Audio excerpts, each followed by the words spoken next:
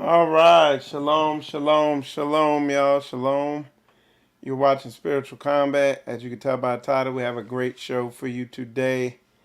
And today we are talking about discipline. And we're talking about your emotions. And we're talking about your carnal nature. And it's gonna definitely be a good show today. Showing you how to conquer your carnal nature. Okay. Um, we're going to really get granular with it. Got a lot of notes to go over, to go through, to get into this. If you have any questions, definitely put them in the chat there, and we will address them. And uh, when I say if you have any questions about today's topic, not about other stuff.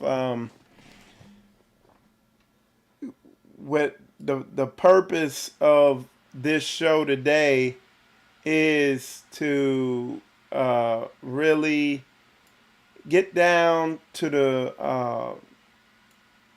focus more on the roots than on the leaves and the branches of issues that are keeping people bound, that are keeping people blind, you know, that are keeping people just stagnant.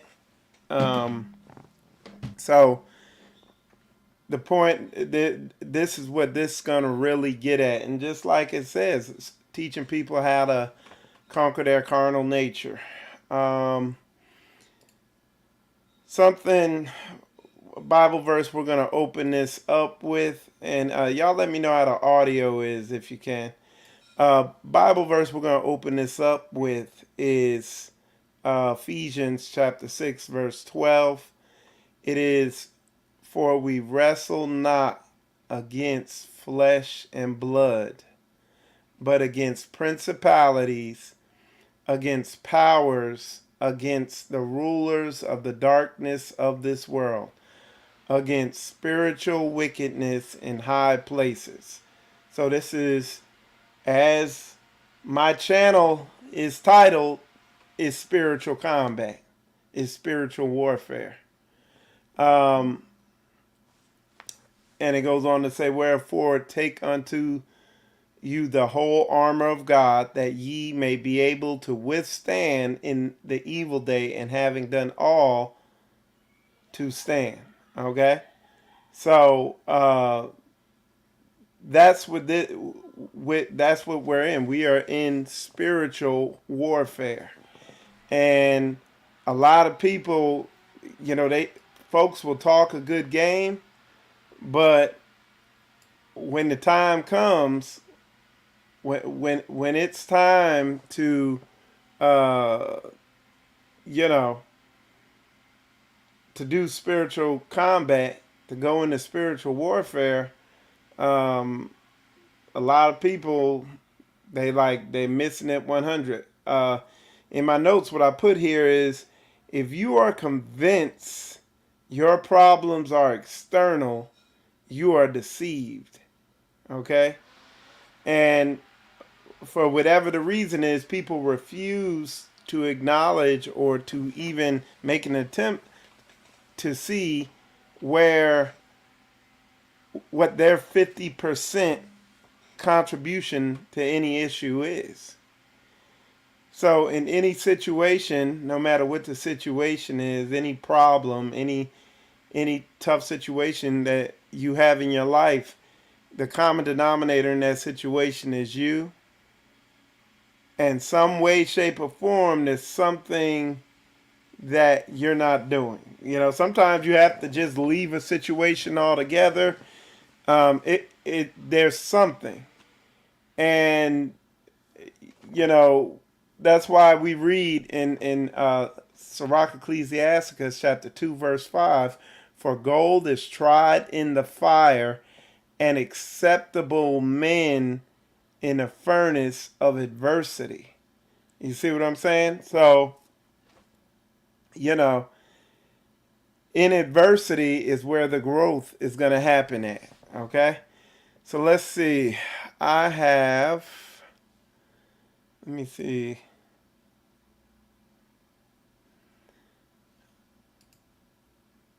I have a breakdown of a popular saying here. Um, of the world. Let's see.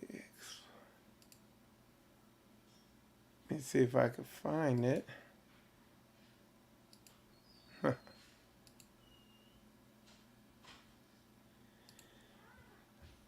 Okay, so there's a saying. Um, I'm gonna pull it up real quick if you just give me a sec.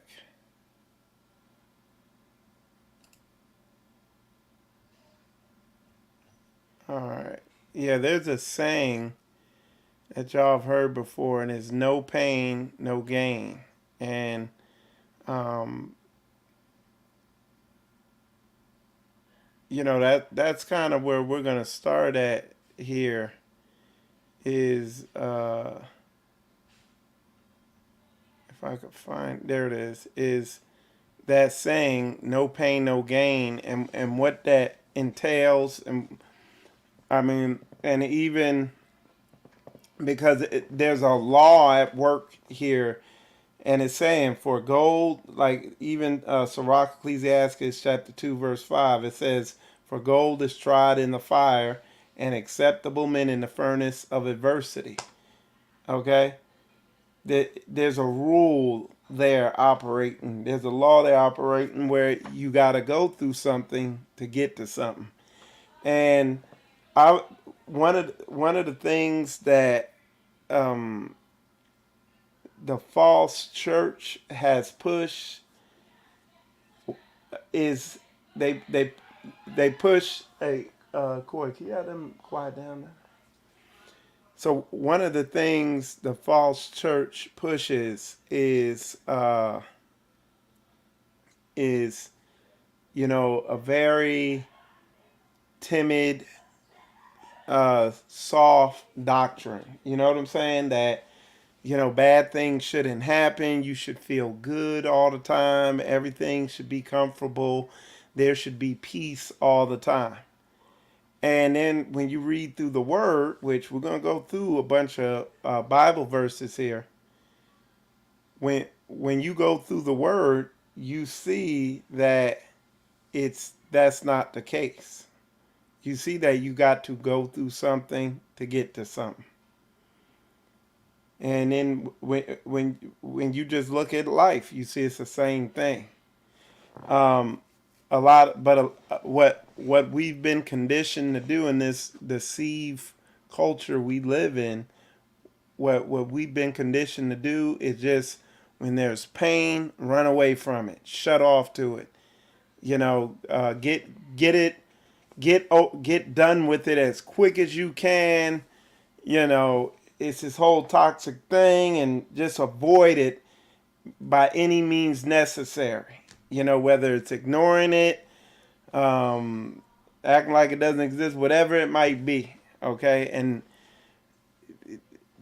this and this is like woven into the fabric of this deceived society we live in.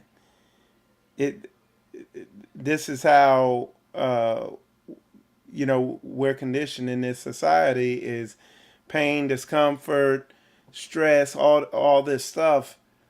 Uh, it's to be avoided. It's evil. It's bad. Put it away from you. This, that, and the other.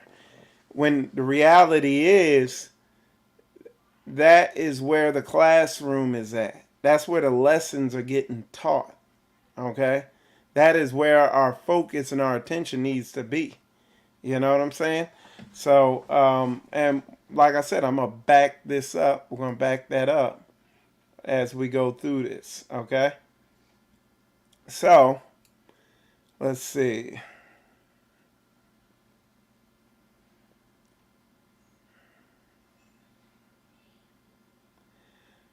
So one of the things I wrote, and one of the things you're going to see again as we go through this lesson here, is the good qualities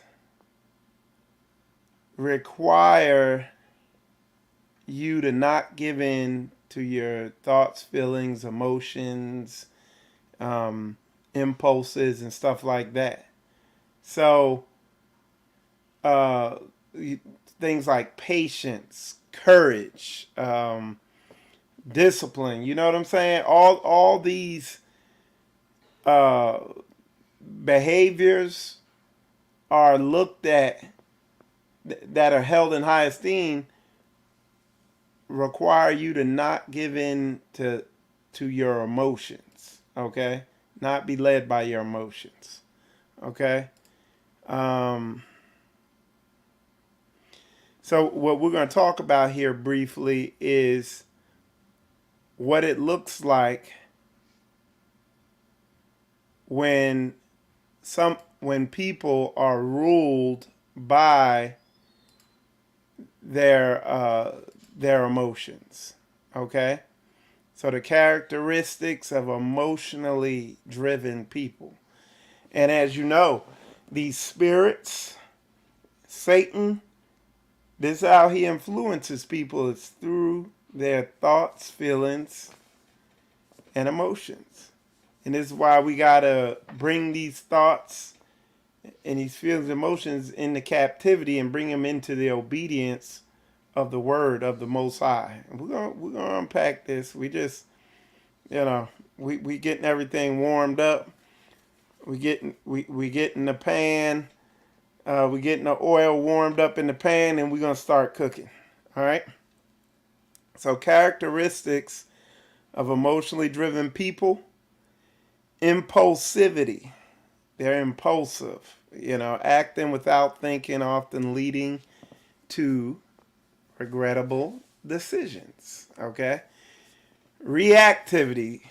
Uh, they respond too quickly. Okay.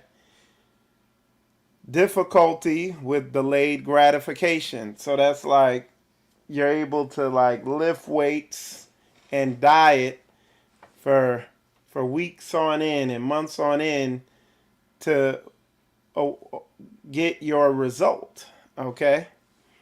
Um, intense relationships. Emotions often dictate the depth and intensity of a personal connection. Challenges with conflict, difficulty managing disagreements due to emotional responses.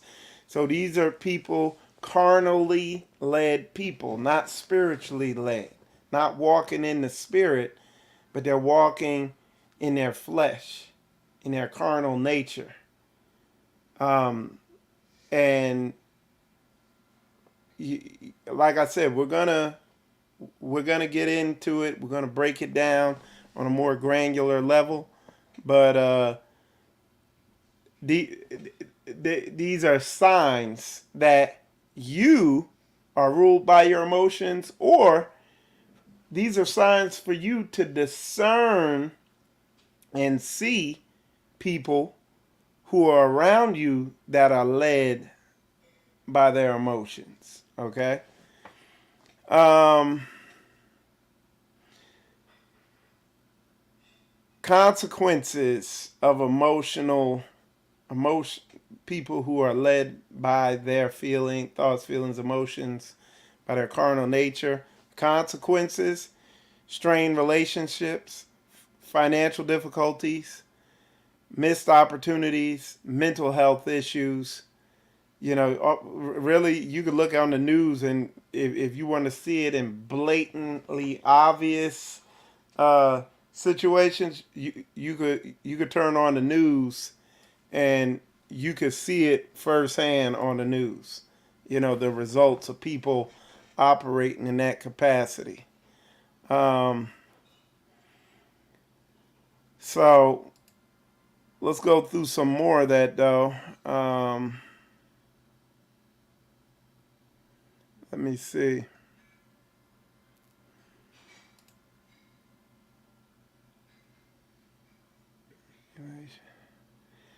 So going a little deeper into it, more indicators of carnally led people. And I'm telling you, y'all, what we're talking about today is literally we're looking right at the line of good and bad, righteous and evil. Whatever you want to call it. Dark and light. You know what I'm saying? We're literally comparing and contrast what's at the center of all the problems and issues going on, maybe in your life, around you, or if you encounter a situation. It's all going to come down to what we're talking about right here. So that's why, again, we got the food on the pan now. Now we cooking. We getting into it for real now. So behavioral indicators of carnally led people. Okay, and mind you, we're going to get into spiritually led people and how to overcome being led by your flesh. Okay. So behavior indicators, some of these we talked about, uh, impulsive decision making, difficulty controlling anger and frustration. You know what I'm saying? Um, and like I said, when you read the word, it tells you to be angry, but sin not. If you have difficulty controlling anger and frustration, you're going to be sinning because you can't control how you're dealing with it. So it'll be outbursts and aggressive behavior, overreactions to minor issues, um, frequent mood swings. You, one minute you're happy, next minute you're sad, and you don't even know why you're sad. Stuff's all over the place. Struggles with delayed gratification. So, with what a better word to describe that is lack of patience. Okay, that's a big one. Like patience kind of encompasses a lot of this stuff here. Um, Communication indicators of people who are led by their carnal nature. So these are communication indicators that you are led by your carnal nature. Is difficulty expressing feelings calmly, blaming others for their emotions. So this is what I kind of talked about earlier, where you sit there and you're looking externally at everything, and there's always something internal that you could deal with. And I'm telling you, even while I'm saying this, there might be somebody watching who is absolutely convinced it's not them. I would move to say you're deceived, because I'm telling you, it's always 50%. There's always something in there where you could grow and develop from. Okay, so black and white thinking, viewing situations in extreme terms, uh, personal attacks during arguments. So you're going back and forth with something, and because the individual might be hurt, they go even lower and try to say something malicious to really damage somebody. All right. So those are the communication indicators that you or someone else is being led by their carnal nature. Okay. Um, Relationship indicators of being led by by your carnal nature, whether it's like on the job, whether it's in a marriage, whether it's in a friendship or something like that. Relationship indicators of being led by your carnal nature. And I guess this is anything just trying to relate to other people, which I talked about this the other day. Um, I was watching something online, and man, it was a video of something. It said this, and this is heavy. What it said, the video said, they were saying, the guy in there said, I think Joe Rogan said it. He was saying, you know, something valuable, just because something's hard to obtain doesn't mean it's valuable. Okay? So just because you got to go through a lot to get something doesn't mean it's valuable. And what he was talking about, so he was like, see this Rolex watch, and the dude talking, I think it was the dude on the Joe Rogan show. He's like, man, this Rolex watch, it's expensive. It took me earning a lot of money to be able to get this Rolex watch. And he's like, and see this car I got? He had some type of expensive car. It took a lot for me to get this expensive car, and most people cannot afford it. But he said, but there's no value to it. It really adds no value. The watch, it just tells the time, really. It doesn't really, you know, it doesn't really add nothing. And this, I guess he learned this when he got it. He was like, see this car? Doesn't really add anything to my life, you know. But then he was like, but a relationship is valuable, okay? Whether it's a marriage, friendship, brotherhood, whatever, it's valuable. And it takes a lot to get it. Like, a lot of people don't understand what it takes to have a healthy relationship with brothers and sisters and everything like that, or to have a marriage and the value that is in a healthy marriage is way more valuable than any Rolex watch. Now, again, in this wicked, evil, the evilest nation on earth that we live in, you are conditioned to think that a Rolex watch and a some Lamborghini or some big car is valuable, and once you get that, you have arrived. And you know, all you got to do is look in Hollywood. You could look at the latest Hollywood gossip and news, and you will see people who they have bought into that lie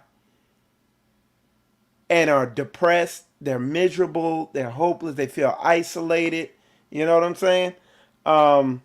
It's funny. They were showing this thing about like how the mega celebrities, how how yeah, they got a lot of money, but they not as rich as you think they are. They're not well off because like the bulk of their money has to be used for like security and like special travel. And they were saying how a lot of them just stay up in their house, and how they got to buy this big ass house and spend all this money on this house because they got to live away from everybody in certain types of neighborhoods where everybody can't get to them. And they got that big ass house because they can't go nowhere. They got to stay up in the house. And then they were talking about the yacht parties and these parties you see them at. And they were like, man, these parties that you see them at are literally just like photo shoots. Everybody's guarded. Like these ultra famous rich people, they literally can't let anybody around them because they can't trust anybody. And that's why a lot of them get on drugs. They get depressed and just all jacked up, man. It really broke it down. But people have been conditioned, I want to be famous and all that. And yeah, man, they really broke it down. So what's valuable is relationships. When you read the word, what does the word tell you? Love the Lord your God with all your heart, mind, and soul, and love your brother as you love yourself, or love your sister as you love yourself. You see what I'm saying?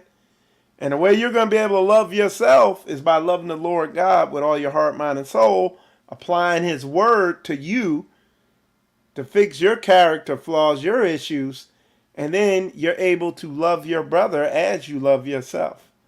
Now, that's a whole nother show, but I'm telling you, relationships are valuable. And you see The people who begin having mental issues and problems and all this stuff, they struggle with relationships. And that's what this whole, all this stuff, you know, that's what the series I did on biblical self-development's about. We're getting ready to transition into a series about relationships and stuff like that. We're getting ready to transition into that. And that's what it's all about. Because relationships are valuable. But this wicked, satanic society we live in devalues relationships and values worthless things like material things. They put a big value on that. You see the mugs in the rap videos now. They have a stack of money. They be like, act like they're talking on the phone with a big stack of money. And you watch these people over a period of time. They're some of the most miserable people, unfulfilled, no fulfillment. So getting back on topic to where we were at, relationship indicators of so these are the indicators that you will see in people's relationships when they're walking carnally. Okay, when they're led by emotions and feelings and not by truth. What do I mean when they're led by emotions and feelings and not by the truth? When their thoughts, feelings, and emotions aren't in alignment with the word of Yah. And we're going to get into how to do that later on. I know I keep saying it, but we will. Okay, so the indicators that you would see in relationships when people are led by their carnal nature: intense and passionate relationships, deep emotional connections, but often unstable. Okay, difficulty maintaining boundaries. So over involvement in others' lives. Fear of abandonment, clingy, needy behavior. Frequent relationship drama, emotional turmoil in close relationships. Okay? So, it's... Okay, and again, all these things I've read, the behavior indicators, the communication indicators, and the relationship indicators of carnally led people, all of us struggle with to some degree. Including Michael Idris. I don't think I'm sitting here trying to, you know what I'm saying. But if people are humble and sincere about what they got going on, everybody struggles with this to a degree. Okay. Let's see. Behavioral, commercial, communicator. All right. So we got that out of the way. Okay. Let's see what else we have. So now we're going to get into discipline. We're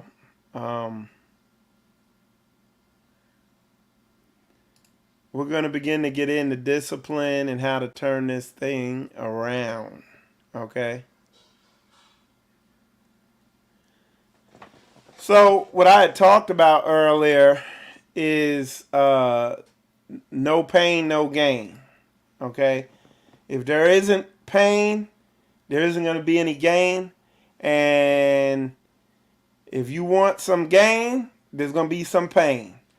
I want to lift weights and get some muscles. You're going to have to go to the gym and you're going to lift weights. Your arm's going to be sore, and you're going to have to do that each day. You're going to have to be more disciplined with your diet. That cake you want, you ain't going to be able to eat. You're going to have to eat this. Boom. No pain, no gain. So in going through that pain, the pain of weightlifting, the pain of disciplining your diet, you're gonna be able to see the gain. Well, it is the same spiritually. Let's let let's analyze that no pain no gain statement a little bit, and then we're gonna kind of tie it into biblical statements that say basically the same thing. Um, so we talk about effort and reward. Okay, the saying implies a direct correlation between effort and outcome. And listen, y'all, I'm trying to tell you this, and so you can see this in yourself. But I'm also, because you're gonna initially you're gonna look at yourself, okay? Initially, you're gonna see this in yourself and deal with it there. But then you need to also look at people around you, because a lot of people, they're deceived, and they go around, they deceive other people. They talk a good game, but at the end of the day, it comes down to effort and reward. You know, people are in the conditions they are in by choice. Sometimes knowingly, sometimes unknowingly. But once they know, what I've learned over the years, eventually people know, or people they do know, but they just keep deceiving themselves. Regardless, you got to be able to discern and this will really help you with your discernment dealing with people. Knowing the people that are just deceivers, whether knowingly or unknowingly, they are deceivers, or knowing the people that are the real deal. And like I said, the no pain, no gain saying implies a direct correlation between effort and outcome. The more challenging the journey, the more significant the achievement. Things not complicated. Discomfort is the catalyst. It suggests that overcoming discomfort, whether physical, mental, or emotional, is essential to growth, progress, and development. And it's like I tell people, like I hear folks that some of the excuse people make. Oh, I'm doing this, I'm doing that, but what they don't understand, once you've been through this process of gaining through pain, you get it. And what people who are stagnant in their growth and their development, they have a spirit. A lot of times, it's a spirit of fear, of pain and discomfort, and not being in their comfort zone, not being in control or something like that. You know, they have fallen in love with being in comfort. You know what I'm saying? And hold on one sec.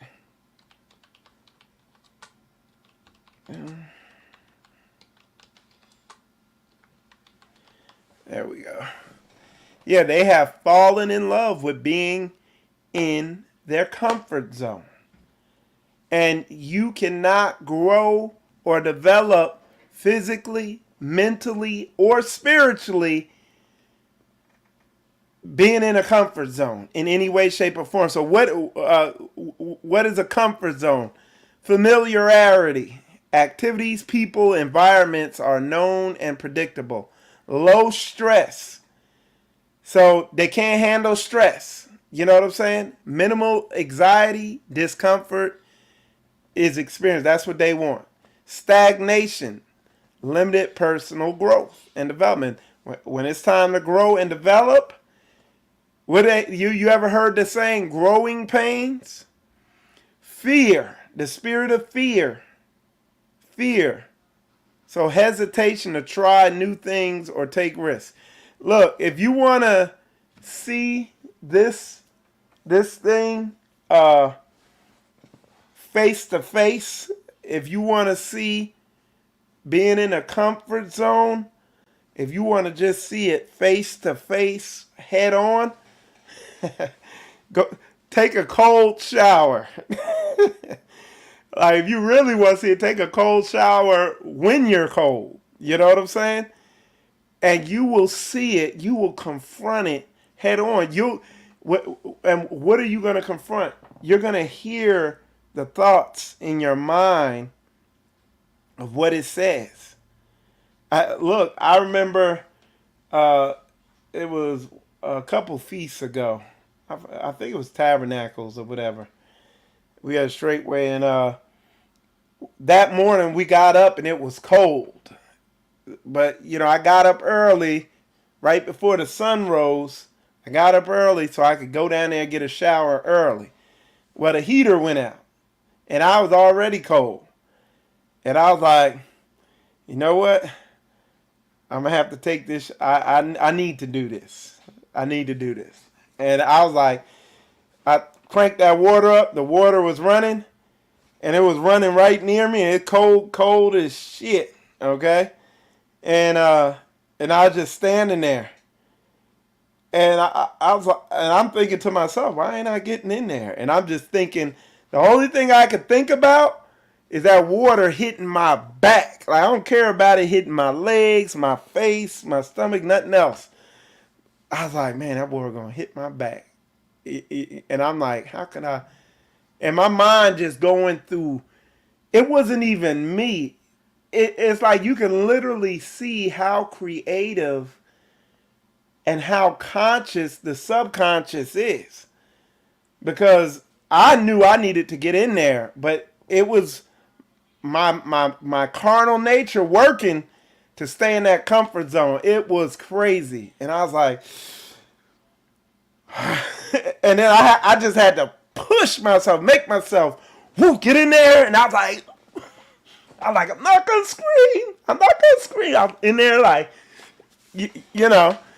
And something I'd like to do, but again, even me, this thing is real, that I want to take more cold showers, and learn how to not even have that response when I get in it. I just want to get in it and not react to the intense feeling that you get when you get in it. Not have an emotional response to the feeling that you get when you get in it.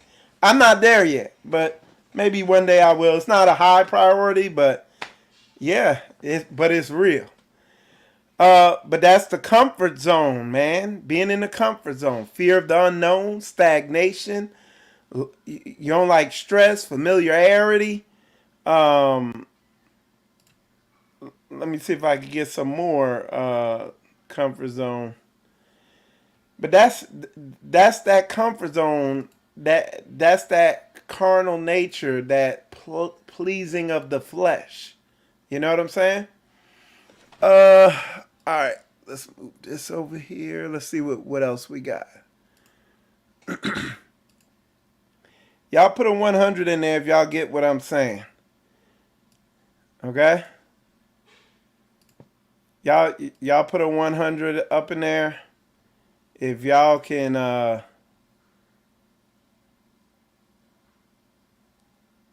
me see.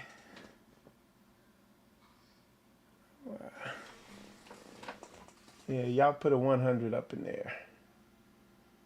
And all right, we're going to keep it moving. All right. So, we gonna, if y'all got any questions and you're not, personal questions or whatever, you can send it to the email right there, or you put it in the comments, or if y'all watching live, you put it in the chat. So for gold is tried in the fire. You know what I'm saying? What this is gonna do, people need to, if you can reframe how you see difficult situations, because a lot of people, when they encounter difficult situations, they're looking outward and they can't do anything about anything outside themselves. You could try, but it creates more problems, and you end up exerting a ton of energy, and you end up more stressed out. But if you look within, because again, the Bible verse, Ephesians chapter 6, verse 12, it says, "For we wrestle not against flesh and blood." So a lot of people initially, they look to wrestle against flesh and blood. They, some people literally want to fight.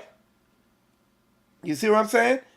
Instead of doing what the word says, "For we wrestle not against flesh and blood, but against principalities, against powers, against the rulers of the darkness of this world, against spiritual wickedness in high places."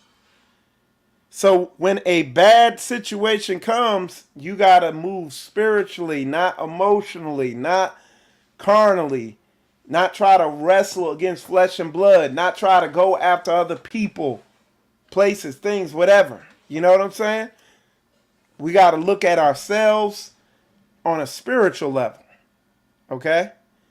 And we're gonna go deeper.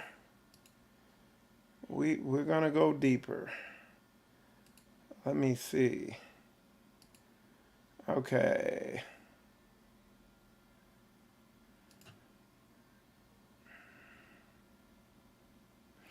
So people, again, we talked about the comfort zone, and you know, these are some of the ways people deny. These are some of the lies people tell themselves. This is what your carnal nature, when you feed it too much, when you give it too much of what it wants, when you're too obedient to your carnal nature, these are the things it tells you. This is what it tells me. Okay, denial, ignoring or refusing to acknowledge a problem or challenge. "I'll deal with it later" becomes a permanent excuse. Minimization, downplaying the importance of a situation or its potential consequences. "It's not that big of a deal" could lead to procrastination. And I'm just telling you, y'all, it's not that big of a deal. It can lead to death. It's real, man. Fear of failure, anticipating the worst, so you don't got a good mindset, a good outlook, a positive outlook on stuff. You're not like motivated. Overwhelmed, so overwhelming. Believing a task is too much or too consuming to start. And therefore, people never start. When, uh, you know, like achieving goals is a marathon. It's not. It's not a genie wish. It's not Aladdin, like and you make a wish, and it's a genie. You know what I'm saying? Achieving goals is a marathon. Overcoming strongholds and spiritual growth and development is a marathon. It's a long race. You know what I'm saying? And you just got to be committed to finishing, because everybody is going to be rewarded for finishing the race, if that's a good analogy. A lack of self-belief, so a lack of self-confidence. Why would you have a lack of self-confidence and self-belief? Because you haven't gotten to know yourself. And what you do know of yourself, you know that everything you do, you quit on. You never come through. You never achieve stuff. So you intrinsically know you ain't gonna do it because you're not even honest with yourself. So you don't believe yourself. Man, I run into so many people like this. Like they don't even believe their own bullshit. You know? And I mean, how are you gonna love your brother as you love yourself and you're lying to yourself? You're gonna lie to your brother. And now you can't even count on you, so how could your brother count on you? You see what I'm saying? Procrastination, constantly putting tasks with less important distractions. So just constantly putting it off, putting it on the back burner. And then here is probably one of the main ones, or one of the ones we see more because it's more visible: externalizing blame, attributing responsibility for inaction to outside factors. It's not my fault. Shifts accountability. You see what I'm saying? Externalizing blame. Or as the Bible verse we read, wrestling with flesh and blood. Instead of going against the principalities, the stuff operating inside you. Put a 100 in there if that makes sense. If you're getting that, okay? All right. So we got that. Let me organize my notes a little bit. They're all over the place. And then we're gonna move forward a little bit more. Okay. So now we're gonna get into what needs to happen. I'm pretty sure most of y'all see what needs to happen, but we're gonna really get into it. And that is one of the sayings you hear me say some type of saying in one form or another all the time in this, and that is you got to be comfortable with the uncomfortable. You got to learn to be comfortable with the uncomfortable. One of the big points I would like to make is that needs to stick with you when you hear this, because even now you're hearing some of this and you got, again, I say it's a marathon. It's one step at a time. It's not a sprint where you're going all out with all your energy. You just doing a little bit of energy, exerting a little bit of energy. Start off small. That's the big thing. Like if you're going on a diet,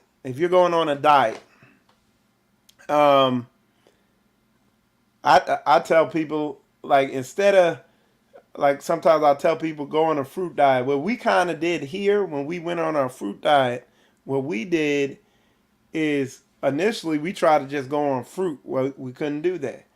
But what you do is just slowly transition into it. When you make your plate, have a big portion of vegetables on it and a smaller portion of meat, and just slowly, transition over to a high plant-based diet. When it comes to lifting weights, the first day I went to the gym, I didn't work out too hard. I just got my muscles moving. Had the machine set on a real low setting, just doing a couple exercises. I wasn't in there like going to the point of muscle failure. I didn't do that. For the first couple weeks, I was taking it easy. Now where I'm at now, I could go to muscle failure, but it's small steps. It's not the intensity, it's the consistency that brings growth and development. Because if you go for intensity, you're going to burn out. How long can they run the 100-meter dash, I think it is? The short one where they run it straight. I mean, and that, I think that's the sport where the most injuries are is a 100-meter dash. Y'all correct me if I'm wrong. I know it's track and field, but I think the 100-meter dash is where the most injuries happen at, because of muscle pulls and everything, because you going 110%. You're going as hard as you could go for a short distance. And stuff get tore up because the intensity is so high. You know what I'm saying? But you want to focus on consistency. Do a little each day. And it amounts to a lot. Okay? So this is how growth and development happens in whatever area you might need to grow in. All right. The word says, endure hardness as a good soldier. Okay? And hardness refers to difficulties, trials, and suffering that are inherent in this walk if you're trying to grow and develop and move and level up. And a good soldier, what are the qualities of a good soldier? He's disciplined, obedient, committed to the mission. Okay? They endure hardness without complaint or desertion. Those are the qualities of a good soldier. And this is what the word is telling you. It's telling you to be a good soldier. Okay? So, what if you're going to be a good soldier, what do you need to expect? Expect trials. Be resilient, be obedient, have purpose. You know what I'm saying?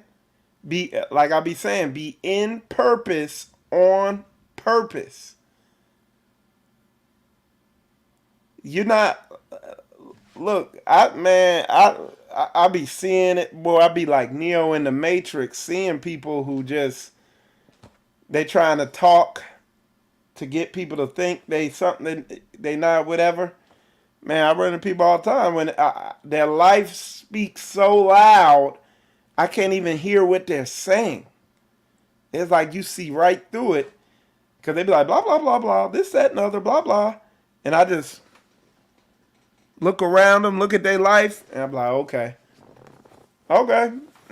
and I'm on all these gray hairs. I'm at a point now I don't even say nothing. They don't even know. I'd be like, oh, okay, all right, oh, good, okay, shalom, okay, duly noted. You know what I'm saying? But again, your life, your fruit. The Bible says you'll know them by their works. Your works speak so loud. The fruit you're producing speaks so loud, I can't hear anything you say. You know what I'm saying? It's communicating everything that needs to be heard. Okay, let's see. Let me move this over here. But the point we're drilling down into is one of the biggest tricks of this society, this beast system we live in. Like, the level of brainwashing is mind-blowing. One of the biggest tricks this society pushes, religion pushes, is, they trick you into running away from pain and discomfort and all that stuff like that, instead of pushing you and letting you know this is where growth happens at. The furnace of affliction. This is where it happens at. This is the purpose of the stressful situations, of the dark times, for you to grow and develop in. But so many people let these situations crush them. They don't go within and begin to do the inner work. They just try to wrestle against flesh. Ephesians chapter 2 verse 5. For gold is tried in the fire, and acceptable men in the furnace of adversity. Let's pull up, just so I can drill the point all the way in. We're going to pull up the definition of adversity, okay? And adversity is difficulties, misfortune, okay? Adversity, okay? Struggling, hard knocks, hardship, okay? Tragedy, trouble. This is how the boy dies so the man can live, is in adversity. It is something, when adversity comes, it's not, oh man, I gotta run from this. Let me see how to get. It's like, nah, let me figure out where the lesson is at in this, how I can grow and develop in this, become more patient or courageous or less emotional or whatever it might be. But see, this is the uncomfortable truth that people don't really want to come to the realization of, okay? Let's see.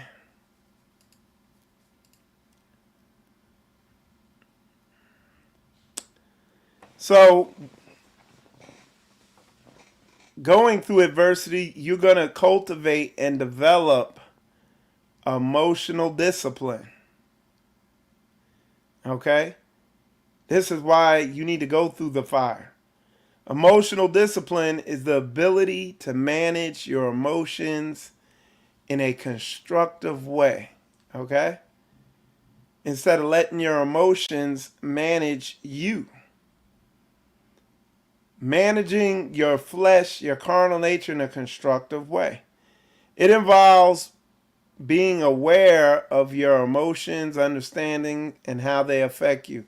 So, and it ties right back to the whole series I did on biblical self-development, that whole playlist that's on my channel.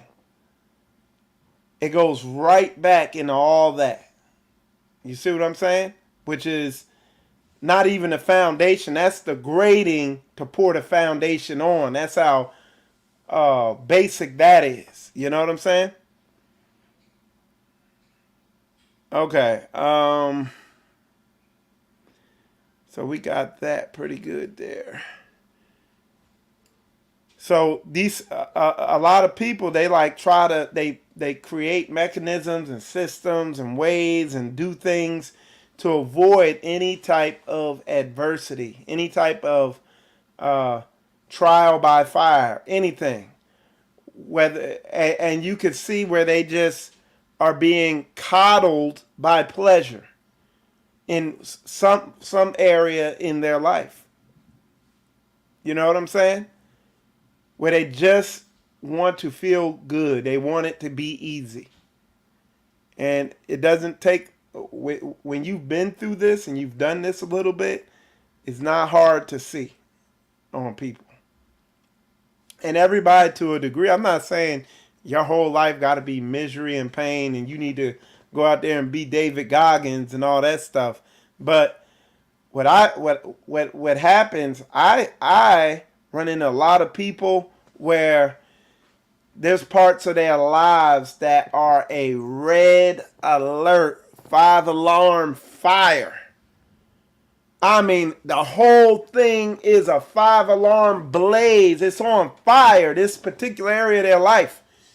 And you looking at them and you like, hey, and they're like, what? Nothing to see here. Nothing to see here. Just keep going. Ain't nothing going on here.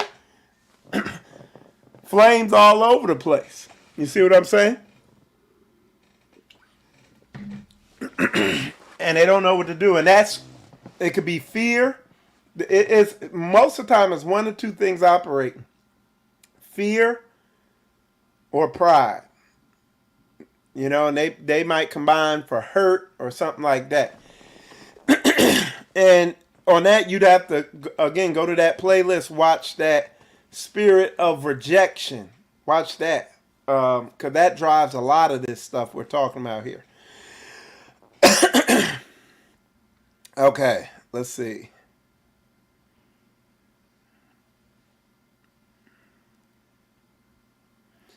So we got some reasons why people lack discipline, why people don't want to jump in there and take that cold shower, why they don't want to get into that pain.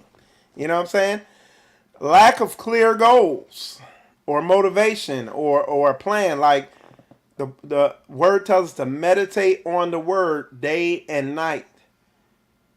By doing that, this stuff's going to begin to convict you. And it's going to build motivation for you to get your stuff together. Procrastination avoidance, we talked about that earlier. Fear of failure or fear of discomfort. Impulsive decision making. Okay, we talked about that, it being overly emotional, just letting your feelings control you. Poor time management, unhealthy habits and routines, and negative beliefs. So again, I talked about going and checking out that video on the spirit of rejection. Again, it's in that playlist, that biblical self-development playlist on my channel. Okay? All right, let's see what else we got here. Moving on. Let's see. So some Bible verses. My brethren, count it all joy when ye fall into diverse temptations, knowing this, that the trying of your faith worketh patience. But let patience have her perfect work, that ye may be perfect and entire, wanting nothing. Okay? So again, it's speaking on that same thing I said, where you have to stop looking at pain and discomfort and just difficult times. You have to rewire how you see that. That's your chance to grow and develop. And a lot of people can't figure out why they keep repeating the same stuff over and over again, and they just stuck in the same rut. And it's because you avoid pain. You can't. You got to stop being soft. And you might have to take little bitty steps, but those steps quickly compound. Okay, in the large steps. Romans chapter 5, verse 3, it says, and not only so, but we glory in tribulations also, knowing that tribulation worketh patience, and patience experience, and experience hope. Okay? So, you see what I'm saying? The word is saying this. Now, you get into these other so-called religions and Christianity, all this stuff, and they're sitting there coddling you. Oh, it's okay, you loser, you big dumb loser, and they telling you all this stuff when you got to go to war. You know what I'm saying?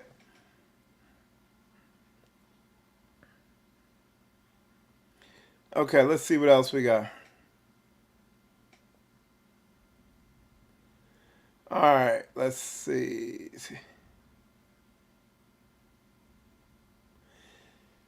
And if it gets tough, or like a lot of people just have trouble just even getting started, First Chronicles chapter 16, verse 11, seek the Lord and his strength. Seek his face continually. Look up the definition of the word supplication. Ask him, yeah, I want to be a soldier. I want to endure hardness as a good soldier. I want to be that. Like, say that prayer. He's faithful and just. He will answer that. Let's see.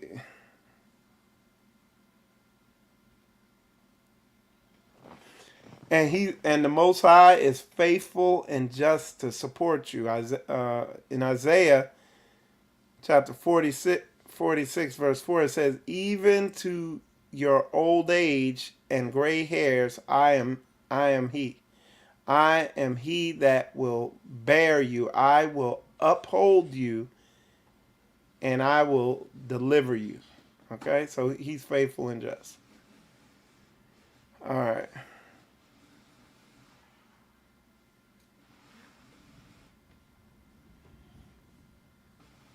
And it talks about, for he that will endure to the end, that's Matthew chapter 24:13. But he that will endure unto the end, the same shall be saved.